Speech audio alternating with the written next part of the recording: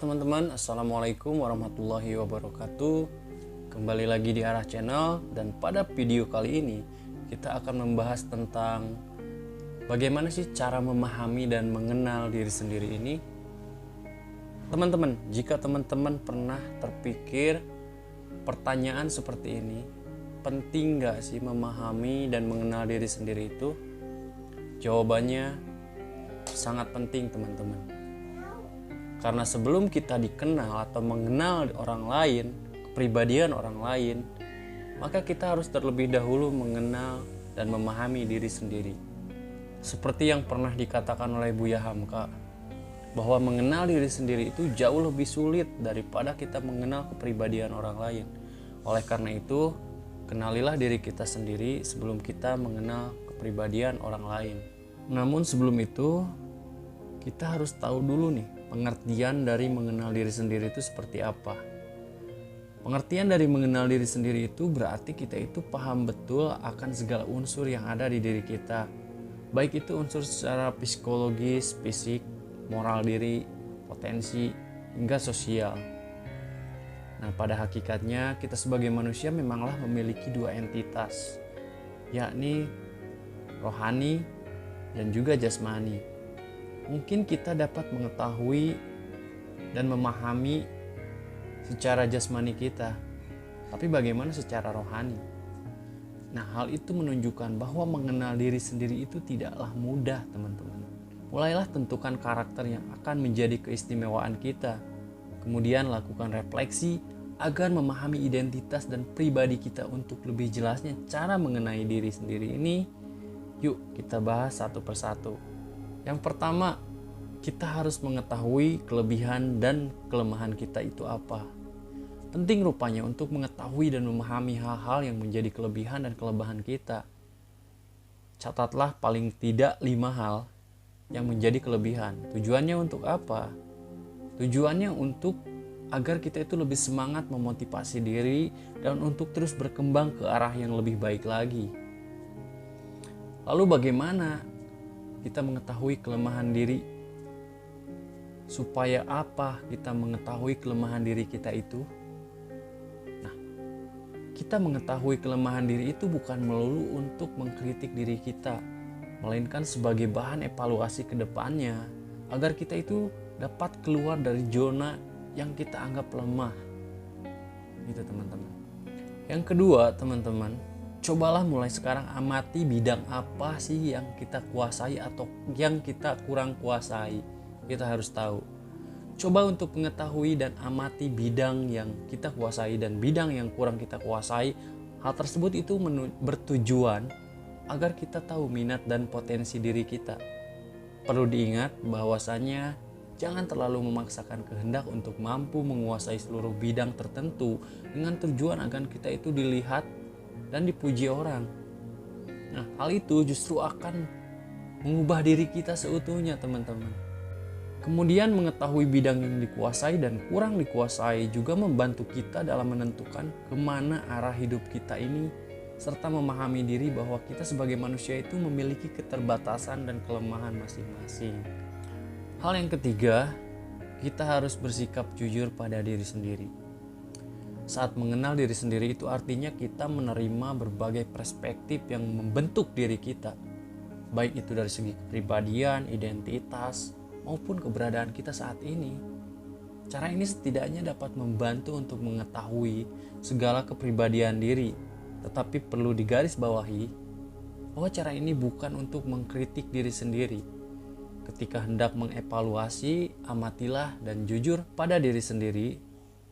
Apa saja hal-hal yang membuat kita itu tidak nyaman. Perasaan tersebut dapat menjadi sebuah clue. Kalau kita sedang menghindari sesuatu, sah-sah saja apabila kita mengkritik diri kita sendiri. Karena kita sebagai manusia itu tidak harus menyukai segala hal. Yang keempat, coba belajar untuk mendengarkan suara hati. Mendengarkan dan memahami suara hati akan menggambarkan perasaan dan keyakinan diri. Suara hati juga menunjukkan sesuatu hal yang menyenangkan, bahkan mungkin menyebalkan, teman-teman. Dari hal tersebut, kita pun juga dapat mengetahui pesan yang ingin disampaikan pada diri atau orang lain di sekeliling kita. Sebagai contoh, coba teman-teman berdirilah di depan cermin dan coba deskripsikan diri teman-teman. Apakah hal yang teman-teman katakan pada diri sendiri pada saat ini? Kalau udah, apakah hal itu positif atau negatif? Atau justru teman-teman malah berfokus pada penampilan diri sendiri pada saat di depan cermin? Jika pikiran negatif tentang diri teman-teman itu terbesit, maka hentikan sementara. Kemudian tanyakan pada diri sendiri, mengapa bisa muncul pikiran-pikiran tersebut. Hal ini menunjukkan bahwa kita itu sedang mengkritik diri sendiri. Sebenarnya mengkritik diri sendiri itu bukanlah sesuatu yang dilarang. Bahkan terkadang hal tersebut dapat menunjukkan bahwa kita itu sedang bertahan dari pikiran yang kurang nyaman atau negatif. Dengan kata lain, pikiran positif ataupun negatif itu menunjukkan respon atau tanggapan terhadap diri sendiri. Oleh karena itu, jika respon tersebut tidak sesuai dengan yang diharapkan, cobalah berusaha untuk bersikap dan memperbaiki ke arah yang lebih baik atau positif. Yang kelima, coba teman-teman pusatkan perhatian saat menjalani keseharian. Nah, memusatkan perhatian ketika kita menjalani aktivitas sehari-hari, pada saat itu juga kita akan mampu memahami apa yang sedang terjadi sehingga menyadari segala pikiran dan tindakan. Ada beberapa poin penting yang dapat dilakukan untuk memusatkan perhatian pada diri sendiri dalam menjalani kehidupan ini. Poin 1, usahakan tidak melakukan 2 kegiatan dalam satu waktu. Misalnya, hindari kita itu makan sambil nonton gadget atau nonton televisi. Kita harus bisa menghargai kegiatan dan waktu yang saat itu sedang kita kerjakan. Poin yang kedua, luangkan waktu untuk menenangkan pikiran dan amatilah sekeliling kita. Dan rasakan kelima indera kita. Misal apa yang kita sentuh, apa yang kita lihat, dan apa yang kita dengar. Poin yang ketiga, saat timbul rasa emosional, coba tanyakan pada diri sendiri mengapa hal tersebut bisa terjadi, apa penyebabnya, dan bagaimana cara kita mengatasinya. Oke, next yang keenam, teman-teman coba belajar mendeskripsikan penampilan diri teman-teman. Mencoba untuk mendeskripsikan penampilan diri, salah satu contohnya penampilan fisik. Apabila deskripsi tersebut mengarah ke sisi negatif, ubahlah menjadi sesuatu hal yang positif yang ada pada diri sendiri. Belajarlah untuk lebih menghargai fisik yang telah Tuhan berikan. Mari kita ambil contoh. Jika hidung teman-teman misalkan kurang mancung, tentu saja ini akan membuat teman-teman merasa tidak percaya diri. Maka ubah pikiran tersebut menjadi persepsi positif. Misalnya, anggap saja hidung yang kurang mancung ini adalah daya tarik atau keunikan tersendiri yang teman-teman punya. Dengan begitu, teman-teman bisa lebih menghargai apa yang teman-teman miliki dan apa yang teman-teman kasih. Tidak ada pribadi yang sempurna di dunia ini, di mana semua orang tidak akan pernah luput dari kekurangan dan kelemahan. Nah, untuk lebih mencintai diri sendiri, teman-teman harus belajar bersyukur dengan pemberian Tuhan, karena pasti ada sesuatu hal yang baik di balik penciptaan yang telah kita miliki dan Tuhan berikan kepada kita. Oke, next yang ketujuh teman-teman. Coba sadari dan pahami peran kita dalam kehidupan. Pahamilah segala peran dalam kehidupan sehari-hari. Baik itu dalam keluarga, tempat kerja, lingkungan sekolah, organisasi maupun di ranah masyarakat. Nah, setelah itu, jelaskan peran yang sedang kita jalani. Misalnya, peran kita sebagai orang tua itu seperti apa? Peran kita sebagai anak dalam keluarga itu seperti apa? Peran kita sebagai ketua tim dalam organisasi itu seperti apa, maupun peran kita sebagai pelajar di lingkungan sekolah dan kampus itu seperti apa. Coba sadari dan pahami peran kita dalam hidup ini. Oke, next yang ke-8. Cobalah untuk meminta orang lain memberikan feedback kepada kita.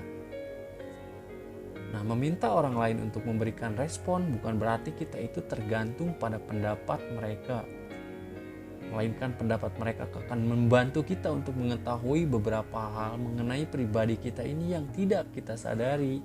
Kita bisa menanyakannya itu pada orang terdekat, baik itu anggota keluarga, saudara, teman, maupun kerabat. Mengenai bagaimanakah kepribadian atau sifat dari diri kita berdasarkan perspektif mereka, teman-teman tidak perlu khawatir. Pendapat dari mereka itu jangan ditelan mentah-mentah. Karena yang mereka katakan juga belum tentu menentukan siapa diri teman-teman sebenarnya. Poin yang ke-9, kita harus bisa menentukan visi dan misi hidup ini. Nah teman-teman, visi dan misi itu bukan hanya ada di organisasi saja. Hidup ini juga harus punya visi dan misi. Oleh karena itu, belajarlah untuk mengetahui dan menentukan apa visi serta misi kita dalam hidup. Karena visi dan misi hidup itu merupakan suatu pandangan mengenai tujuan untuk masa yang akan datang, yang di dalamnya itu mencakup impian, harapan, ataupun cita-cita. Hal itu berarti visi dan misi sebagai langkah awal untuk menentukan mau dibawa kemana hidup kita ini di masa yang akan datang. Tapi kita juga harus ingat, dalam menjalani hidup ini tidak selalu berjalan mulus, maka diperlukan mental yang kuat dalam menghadapi hambatan atau ujian selama kita menuju impian kita atau target kita di masa yang akan datang. Mari kita ambil contoh apabila teman-teman berkeinginan menjadi seorang dokter. Apa yang harus dilakukan dan bagaimana cara teman-teman mencapainya? Jika teman-teman berkeinginan untuk menjadi pilot, apa yang harus teman-teman lakukan dan bagaimana cara teman-teman mencapainya? Jika teman-teman ingin menjadi atlet misalkan, apa yang harus teman-teman lakukan dan bagaimana cara teman-teman mencapainya? Di dalam proses menjadi seorang dokter, seorang pilot, seorang atlet, itu tidak melulu berjalan lancar karena pastinya ada hal-hal yang menjadi hambatan atau rintangan saat kita mencapainya, ingin mencapai target kita. Hal terakhir yang harus teman-teman coba lakukan adalah mengikuti tes kepribadian atau bila perlu berkonsultasi. Teman-teman, manusia di dunia ini memiliki berbagai macam karakter. Seperti halnya ada seseorang yang banyak minat tetapi tidak tahu atau bahkan bingung bagaimana cara mengembangkannya. Begitupun sebaliknya. Sekalinya tahu, ada saja yang menjadi hambatan. Bahkan hambatan tersebut seringkali muncul dari akal dan nurani, yang mana keduanya ini tidak pernah sinkron dan tidak memungkinkan untuk sinkron. Maka dari itu teman-teman, untuk dapat lebih mengenal dan memahami seperti apa sih kepribadian kita ini, salah satu dari sekian caranya adalah mengikuti tes kepribadian. Atau bisa juga berkonsultasi ke psikolog. Nah, setelah mengetahui bagaimana cara untuk mengenal diri sendiri, teman-teman perlu tahu bahwa sebenarnya ada banyak manfaat yang didapatkan dari mengenal diri sendiri yang udah tadi dijelaskan di atas. Manfaat yang pertama, kita itu akan lebih mudah meningkatkan kelebihan dan memperbaiki kekurangan kita. Yang kedua, kita akan lebih mencintai diri kita sendiri. Yang ketiga, kita akan jadi lebih mudah untuk bersyukur, menjadi manusia yang selalu bersyukur. Yang keempat, kita akan lebih mudah mencari dan menentukan solusi dalam hidup ini. Yang kelima, kita akan mampu berbaur dengan lingkungan di sekitar kita. Yang keenam, kita akan mampu menentukan pilihan dan menentukan tujuan hidup. Yang ketujuh, kita akan jadi lebih tahu potensi diri kita. Yang kedelapan, kita akan lebih menghargai dan memahami perspektif orang lain terhadap diri kita sendiri. Kesimpulan dari video ini teman-teman, perlu diingat bahwa manusia itu memiliki kepribadian yang beragam dan unik antara satu dengan yang lainnya. semua perlahan akan nampak dan bagaimana caranya kita berproses dalam hidup ini.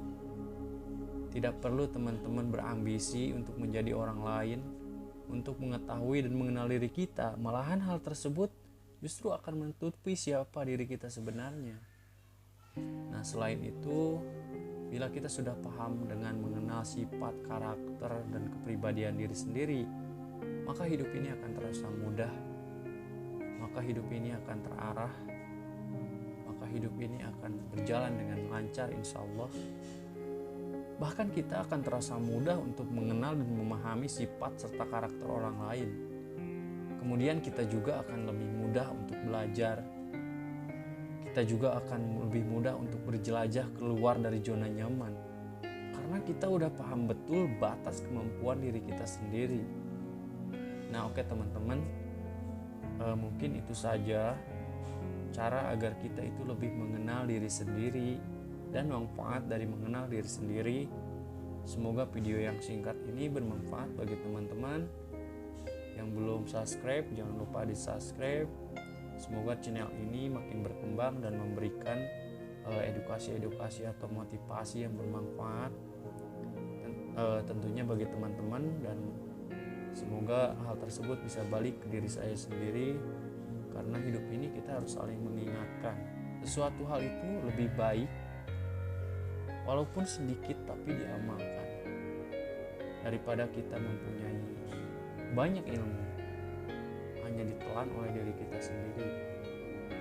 Hal itu lebih baik kita punya ilmu sedikit diamalkan dan bermanfaat bagi banyak orang. Oke teman-teman, mohon maaf apabila ada kesalahan kata-kata saya. Saya pamit undur diri. Akhir kata, Assalamualaikum warahmatullahi wabarakatuh.